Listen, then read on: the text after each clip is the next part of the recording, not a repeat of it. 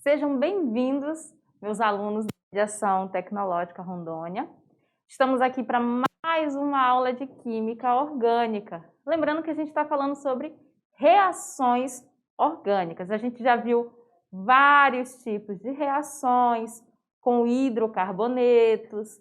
A gente viu reações com álcools, né? Nós ainda estamos falando de reações de funções oxigenadas e hoje a gente vai conhecer mais algumas reações que ocorrem com compostos que apresentam oxigênio. Então, vamos lá para a gente conhecer as reações que nós vamos ver na aula de hoje. Bom, como eu falei, nós estamos aqui nas reações envolvendo funções oxigenadas e na aula de hoje nós vamos falar sobre a obtenção e reações de éteres. Lembram lá dos éteres? Nós falamos sobre nomenclatura e identificação dessa função lá na nossa unidade 1. Hoje a gente vai falar sobre algumas reações que ocorrem para se obter os éteres e reações nas quais eles participam. Como habilidade da aula de hoje nós temos compreender e identificar as principais reações orgânicas. Vamos fazer uma leve revisão sobre o que são os éteres. São substâncias orgânicas que possuem o oxigênio entre dois átomos de carbono, ou seja, são aquelas funções que o oxigênio vai participar sendo um heteroátomo. Então, o grupo funcional dos éter, ele é diferente do grupo funcional das cetonas, tá? Nós vamos ter o quê? Nós vamos ter um grupo orgânico aqui, ligado ao oxigênio, e esse mesmo oxigênio vai estar ligado a outro grupo orgânico. Então, olha só um exemplo aqui de um éter. Esse grupo aqui, ó, está representando o Rzinho aqui da nossa representação da função. E esse outro grupo aqui está representando o R'. Então, o que nós temos? Nós temos o oxigênio que está quebrando a sequência de ligações entre os átomos de carbono, o que caracteriza que ele é um heteroátomo, tá? Ele é um heteroátomo. Por isso, o nome dessas funções se chama éter, né? No caso, são os éteres. Tranquilo? Devido à presença desse grupo funcional. Nós aprendemos ainda a nomenclatura dos éteres, né? Na unidade 1, aonde nós vimos que a gente pega o prefixo, somente o prefixo do composto lá de menor quantidade de carbonos. O éter, ele não é o oxigênio no meio, e aí para o lado a gente tem um grupo orgânico, para o outro lado a gente tem outro grupo orgânico, né? Então você vai olhar qual grupo orgânico tem a menor sequência de carbonos, qual é o menor, e vai utilizar somente o prefixo deste. Tipo, digamos que nós tenhamos um éter como esse aqui do exemplo, ó. Se a gente for observar, esse grupo aqui, ele é menor que esse aqui, certo? Então, eu vou pegar o nome, o prefixo desse grupo, como tem um carbono só, o prefixo vai ser met.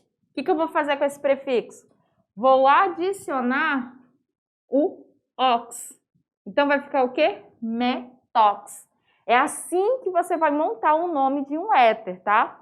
Sempre aquele grupo que tiver a menor quantidade de carbonos, você vai utilizar somente o prefixo mais o infixo ox. Então, como é que vai ficar lá? Olha só, alguns exemplos aqui, ó. Aqui nós temos um éter, ó, o oxigênio ali sendo o heteroátomo, onde esse grupo aqui, ele é o menor. Olha, observe, o outro lado eu tenho 1, 2, 3 átomos de carbono, e aqui eu tenho só um. Então, ele é o meu menor grupo. Vou utilizar só o prefixo dele, colocar o ox e depois o nome normal do grupo maior, que nesse caso aqui, ó, é esse grupo. Então, como é que vai ficar o nome? Metoxpropano. Por que metoxpropano, professora? Isso a gente viu lá na unidade 1, mas não tem problema a gente revisar, né? Observem bem como é que é esse éter aqui. A gente usa o prefixo do menor, que é o met, que só tem um carbono. O ox, que é para identificar que eu estou falando de um éter, e eu dou o nome normal do outro grupo, pessoal. Qual é o nome desse daqui? Se ele não tivesse ligado ao oxigênio, só tem ligação simples, ó. Ele é o propano, então fica metoxpropano. Olha outro exemplo. Observe que este lado aqui tem a maior quantidade de átomos de carbono. E o nosso colega aqui, ó, tem a menor quantidade. Então, é o prefixo deste aqui, o menor, que nós vamos adicionar o ox. Então, vai ficar metox e o nome desse carinha aqui. Qual é o nome dele? Benzeno. Então, fica metoxbenzeno. Deu para a gente dar uma refrescada na memória em relação à nomenclatura dos éteres, né? Também deu para a gente revisar a identificação dessa função. Ela é diferente das outras funções oxigenadas pela presença do oxigênio entre os átomos de carbono. Só que o que nós vamos trabalhar de fato na aula de hoje são algumas reações que também envolvem os éteres de cadeia cíclica. E os éteres de cadeia cíclica nós chamamos de epóxido, tá? Ele vai ser um éter cíclico que apresenta um átomo de oxigênio ligado a 2 átomos de carbono, formando uma cadeia cíclica ou um anel. Detalhe muito importante com relação aos epóxidos. O oxigênio ele não vai estar entre os átomos de carbono, ali que nem a gente viu nos éteres de cadeia aberta. Nos éteres de cadeia aberta é fácil. Tem lá carbono, carbono, aí oxigênio, aí carbono, carbono. Ele está bem no meio. Nos epóxidos, nós temos o oxigênio fazendo ligação com 2 átomos de carbono. Mas é o próprio oxigênio que vai se ligar, digamos, ao primeiro e ao último carbono da cadeia. Ele é que vai estar formando o ciclo, né? A cadeia fechada com os nossos átomos de carbono. Então, vamos lá para a gente observar algumas características dos epóxidos. Este anel sobre pressão, ele torna o epóxi mais reativo que os outros éteres. Outro detalhe, a nomenclatura dos epóxidos não segue as regras que os éteres de cadeia aberta. Então, a gente não vai pegar o prefixo do menor e trabalhar lá com o ox para depois colocar o nome da cadeia maior. Nós não trabalharemos assim dentro do epóxi. A numeração da cadeia começa no átomo de carbono da extremidade mais próxima à função. Quem vai ser a função? Vai ser a ligação que vai estar ocorrendo entre o oxigênio e os átomos de carbono. A gente tem aqui alguns exemplos de epóxidos para a gente observar como que são essas estruturas e principalmente como que ocorre a nomenclatura destes. Então, observe aqui. Olha como o ciclo é formado. Observe que quem promove o fechamento dessa estrutura é o próprio oxigênio. Em vez de se ligar, digamos, entre os átomos de carbono, ele liga-se com cada átomo para fora da cadeia, formando aqui um elo. Esse daqui nós chamamos de epóxi-etano. Essa é a nomenclatura que nós vamos estar trabalhando. Nesse caso aqui, o epóxi-etano nós não precisamos numerar, porque como só tem 2 átomos de carbono, não vai existir um outro tipo de epóxido diferente deste. Já aqui, na situação de 4 carbonos ou mais na cadeia, de 3 carbonos ou mais, nós vamos precisar sim numerar, porque eu preciso indicar com qual carbono esse oxigênio está fazendo a ligação. Como aqui ele tem 4 átomos de carbono, ele poderia estar fazendo com qualquer um destes.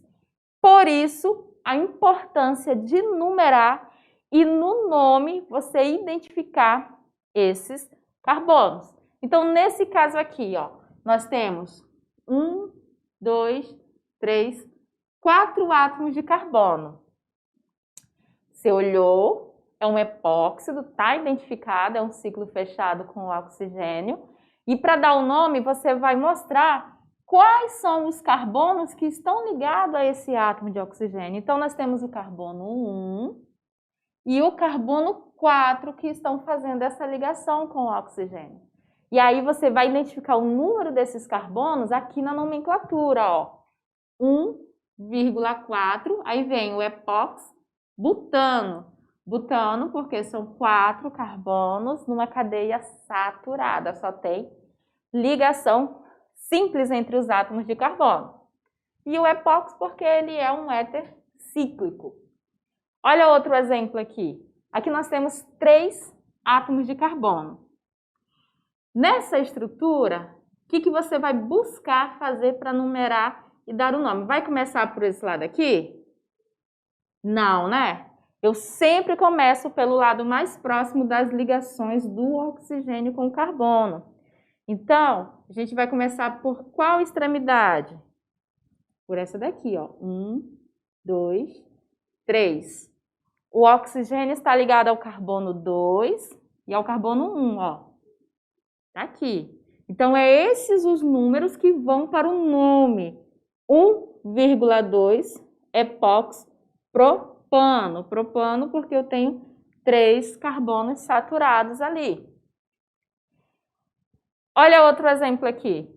Eu tenho novamente uma cadeia com 4 átomos de carbono, mas observe que este daqui, ó, eles são diferentes. O oxigênio aqui está ligado no carbono 1 e no 4, e aqui não, ó.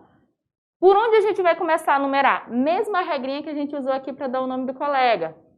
A gente começa pela extremidade mais próxima da ligação do oxigênio. Então, 1, 2, 3, 4.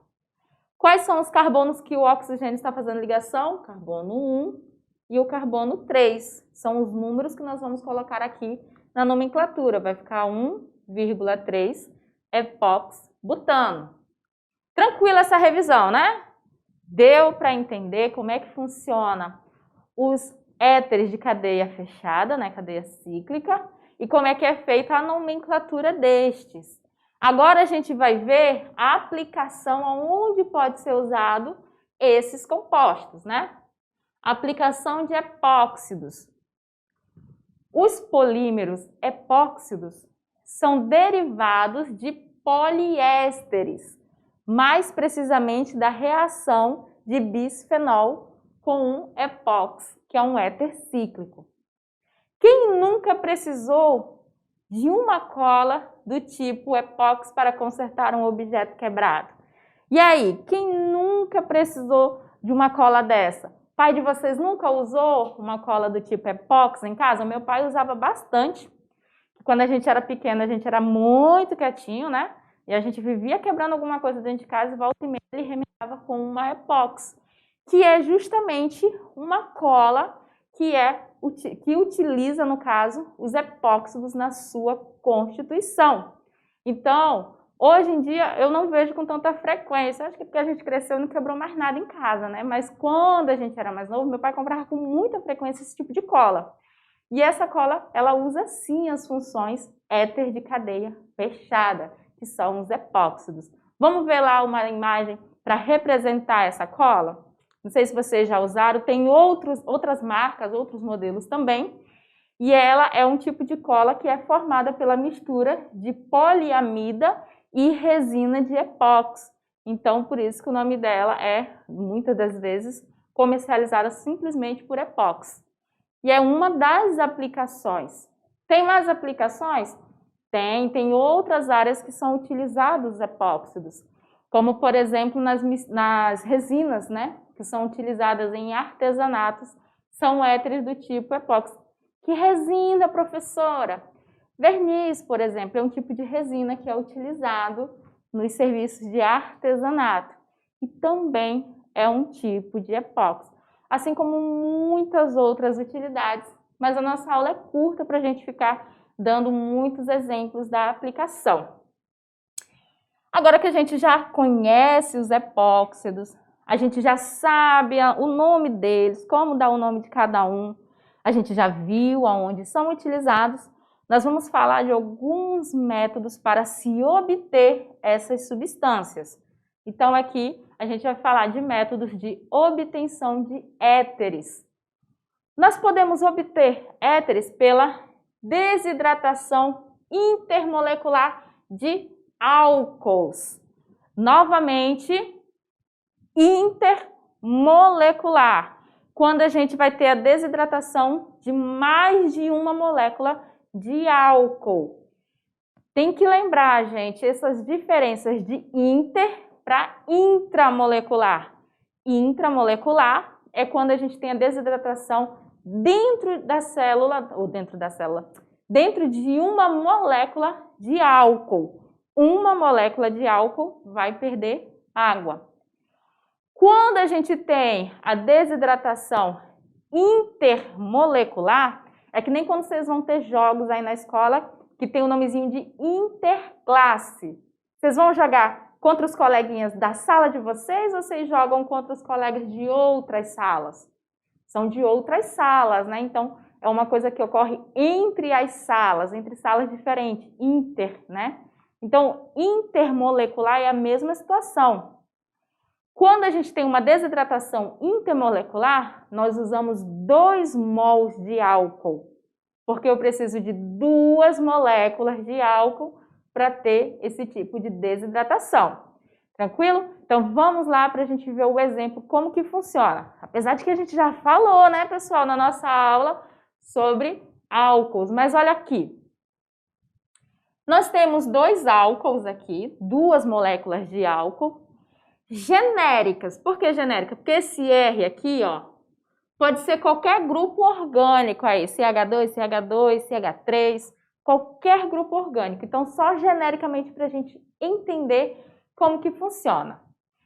Aqui está a hidroxila que caracteriza a função álcool. Ela está ligada a um carbono saturado, né? A mesma coisa aqui, ó, no álcool ao lado, a hidroxila e o carbono saturado. Então, de fato, nós temos 2 álcools aqui. Mas o que vai acontecer? Da mesma forma que a gente viu na aula sobre álcools, nós vamos ter aqui uma interação entre os oxigênios e, no caso, entre as hidroxilas de cada álcool deste, promovendo quebra de ligação e a formação de ligações novas. Nós vamos ter uma união destes 2 álcools, para falar a verdade. Como que isso vai acontecer? Esse oxigênio aqui, ele vai atacar a hidroxila aqui deste álcool.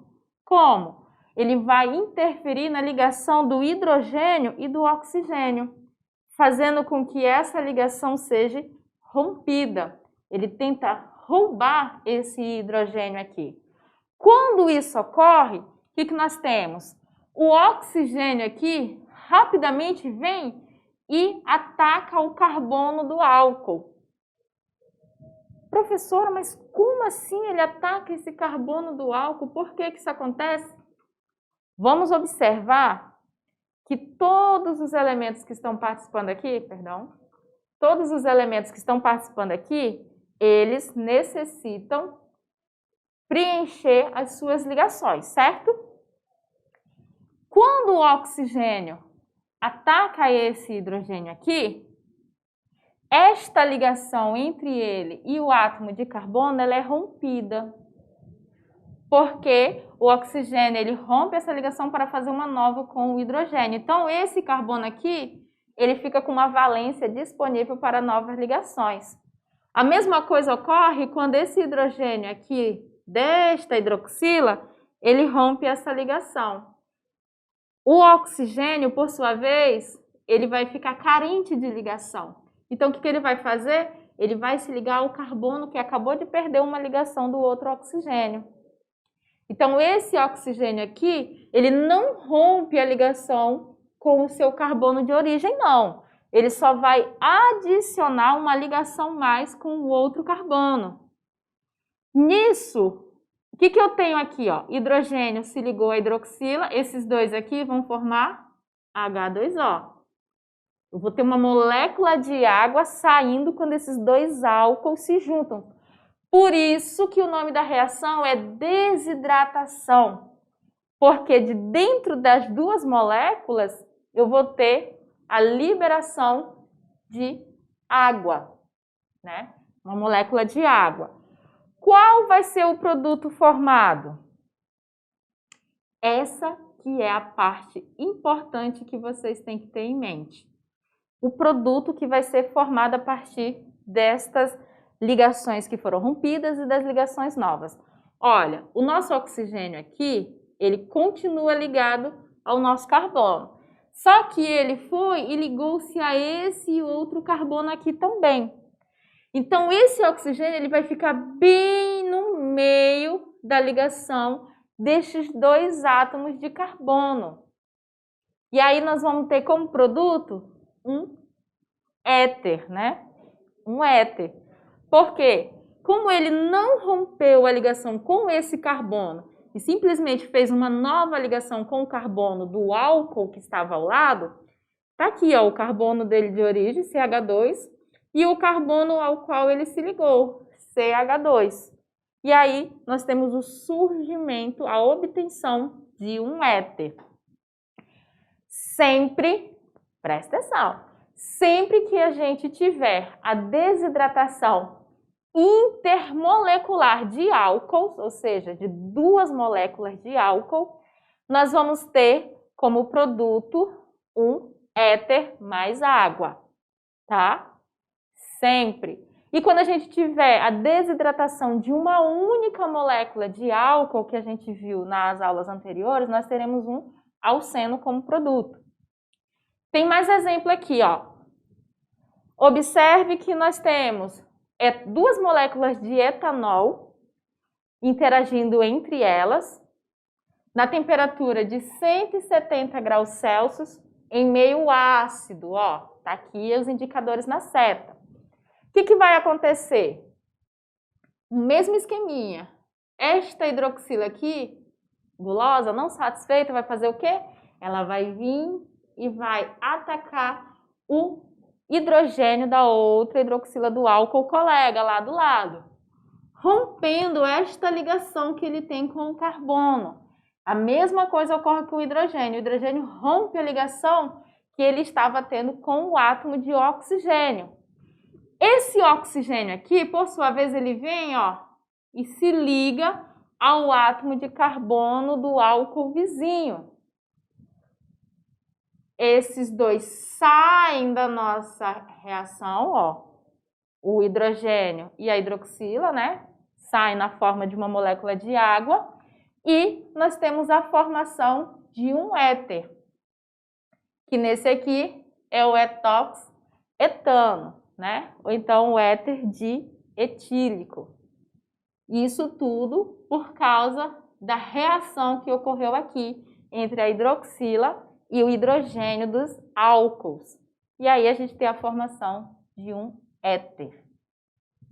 Tem outros modos de reações? Ó, aqui nós temos as reações que os éteres participam. Aqui a gente teve uma reação de dois álcools que gerou um éter como produto. Observe que do lado dos reagentes eu não tenho éter nenhum. O éter foi obtido, por isso que a gente fala reações de obtenção de éteres. Já agora nós vamos falar de reações aonde os éteres estão participando, ou seja, eles são reagentes. Geralmente eles não reagem nas condições que sejam básicas ou levemente ácidas. De uma maneira geral, os éteres são utilizados como solventes orgânicos inertes, isto é, que não participam de nenhuma reação, utilizados também na extração de essências, como essência de flores e de madeira. Os éteres são pouco reativos em geral. Eles só sofrem, basicamente, reações de clivagem, quebra, por ácidos. E devido a essa propriedade, são muito usados como solvente para outros compostos orgânicos. O que isso significa? Que como eles são poucos reativos, eles são utilizados como solventes porque eles não vão interagir com todos os compostos, né? Então aí dá uma segurança para que quando você quer fazer uma reação que você precisa de um solvente que não vai ser reagente, aí você utiliza os éteres, né? Porque eles basicamente só vão sofrer reação de clivagem. Aí nós temos a clivagem ácida, que é quando a gente aquece lá o éter na presença de haletos de hidrogênio concentrados e as ligações carbono-oxigênio, elas são rompidas. E essas ligações carbono-oxigênio, elas são as ligações características dos éteres, né?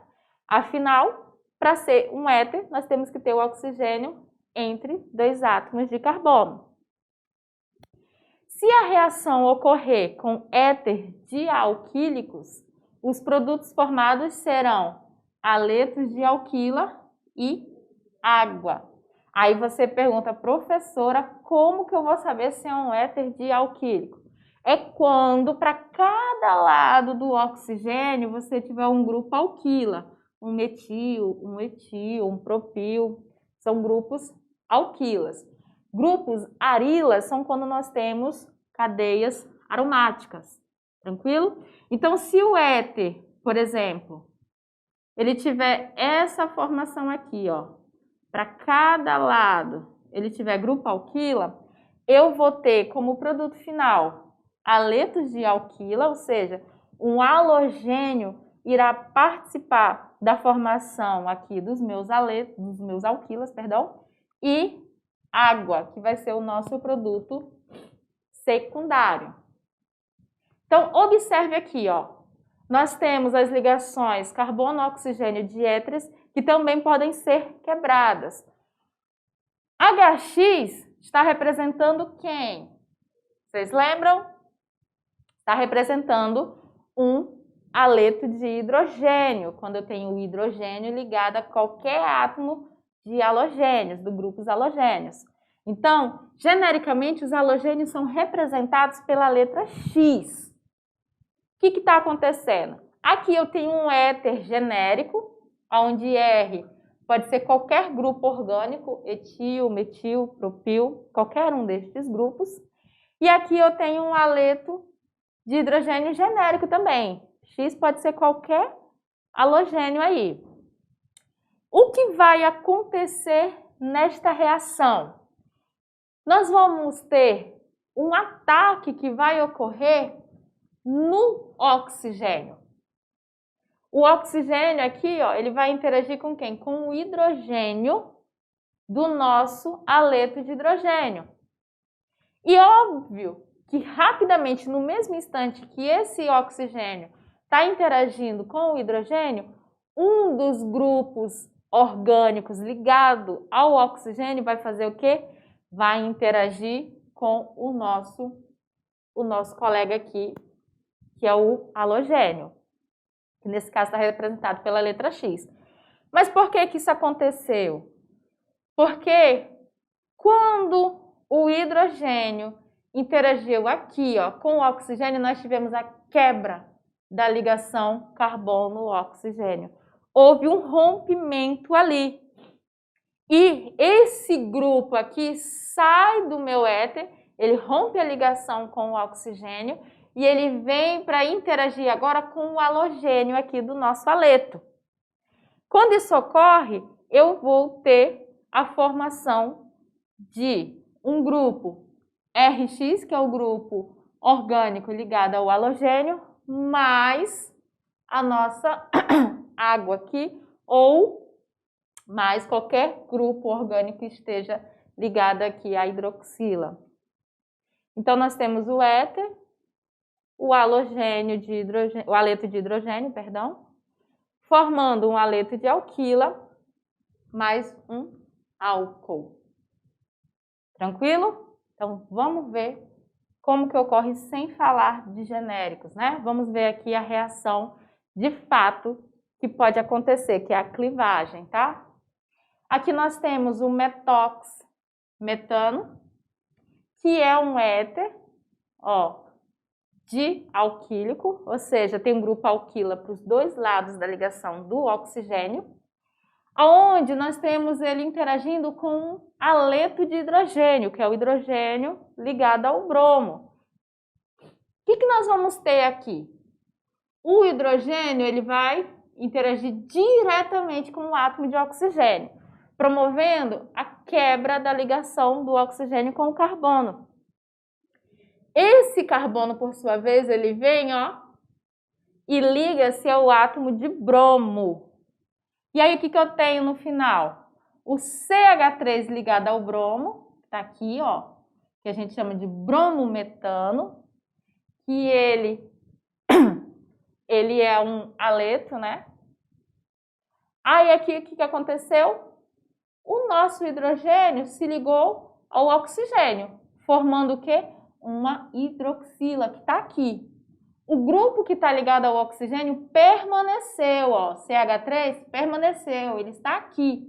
O que caracterizou a formação de um álcool. Um álcool. Que álcool é esse? Metanol. Metanol. A clivagem de éteres é normalmente conduzida utilizando excesso de aleto de hidrogênio e calor. Então, a gente tem um meio concentrado, porque excesso de aleto de hidrogênio precisa ter uma alta concentração de hidrogênio, e esse meio vai ter que estar sempre sendo aquecido para essa reação ocorrer. Então, aqui, o que nós temos? 2 mols de aleto de hidrogênio, mais o calor, para fazer com que o nosso éter rompa a ligação carbono e hidrogênio, onde esse grupo aqui vai ser o grupo que vai se ligar ao halogênio do nosso aleto, que é o X, tá, gente? Que no exemplo agora a gente viu que era o bromo, por exemplo. E o restante vai ficar o quê? Vai ficar o R, que é qualquer grupo orgânico, ligado ao nosso hidrogênio, tá? Então, aqui, quando a gente quiser observar as reações, como elas ocorrem nos éteres, tem que lembrar que eu tenho que ter um meio concentrado de reagente, excesso de aletos de hidrogênio e tem que ter calor para a reação ocorrer. Olha outro exemplo aqui. Nesse exemplo, olha o que está acontecendo. Nós temos aqui a interação aonde vai ocorrer 2 mols aqui de aleto de hidrogênio que vão interagir, ou seja, eu vou ter a formação de uma parte que vai se ligar ao bromo, o outro ao hidrogênio.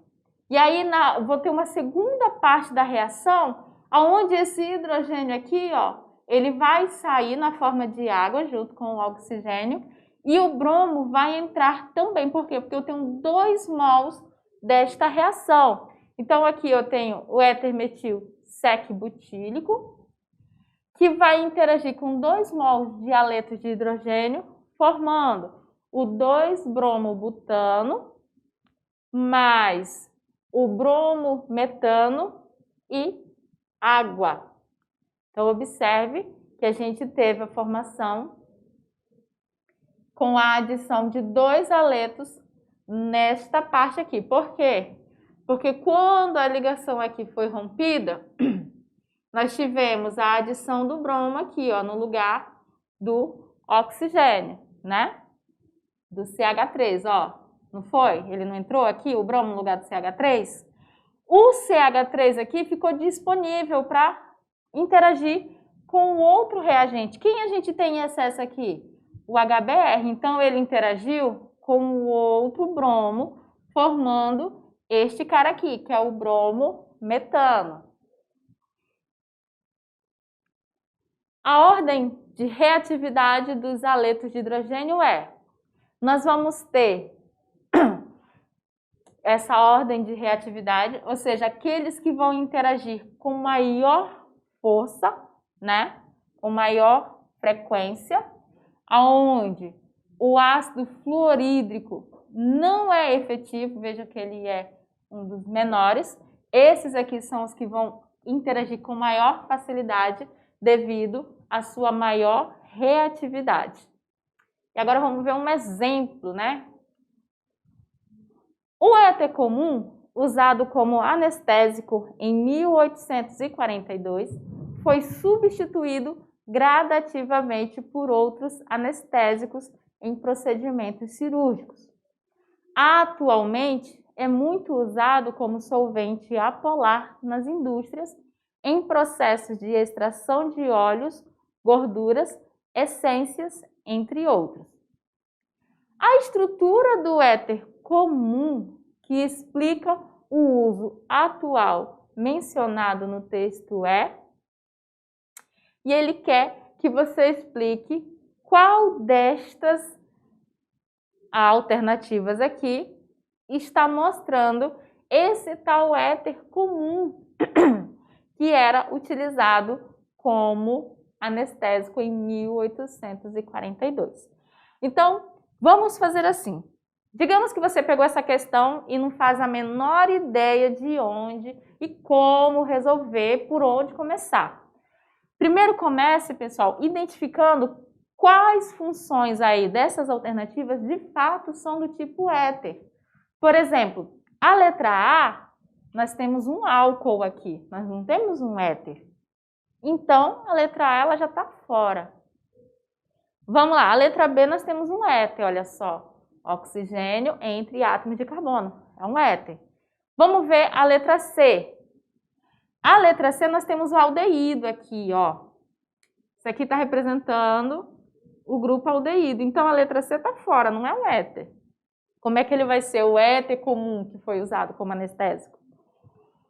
Na letra D, nós temos um ácido carboxílico, ó. Isso aqui, ó, está representando um ácido carboxílico. Então, a letra D também está fora. A letra E, nós temos, sim, um éter. Então, das alternativas que nós temos, só duas, de fato, trazem éter. Então, as outras já diminuiu as nossas possibilidades. Então, aqui, qual delas seria esse éter comum? O éter comum, pessoal, ele é o éter dietílico, ou então o etoxetano. Ele, sim, era utilizado como anestésico. Então, a nossa alternativa é a letra B, tá? Éter comum, utilizado como anestésico antigamente, é o etoxetano, também conhecido como éter dietílico. Outro exemplo aqui. O epoxetano é uma importante substância química gasosa, inflamável e um líquido refrigerado com um fraco odor doce, além de ser o mais simples exemplo de epóxido. Devido à facilidade de abertura de seu anel em alta tensão angular, é um composto muito reativo, o que garante seu uso comum em esterilizante para alimentos e materiais de uso doméstico. A fórmula molecular que corresponde ao epoxetano e aí ele dá para a gente as alternativas. Ó, primeiro, ele está dizendo que é o epoxetano. Ó, et corresponde a quantos átomos de carbono, pessoal? A 2, né? Então, as alternativas que trazem 3 ou 4 átomos de carbono, você já tira, já livra-se. E aí, nós vamos ter a possibilidade de ser a letra A ou a letra C. Como ele é aqui, ó, um epóxi, quer dizer que ele é um éter cíclico. Olha o que a gente vai ter se a gente for desenhar a estrutura. 4 átomos de hidrogênio e o de oxigênio, o que daria a nossa alternativa A. Então, a alternativa A é a que corresponde à fórmula molecular do epoxetano. E aí a gente fecha os nossos exemplos da aula de hoje, esperando você já para a nossa revisão e atividade sala.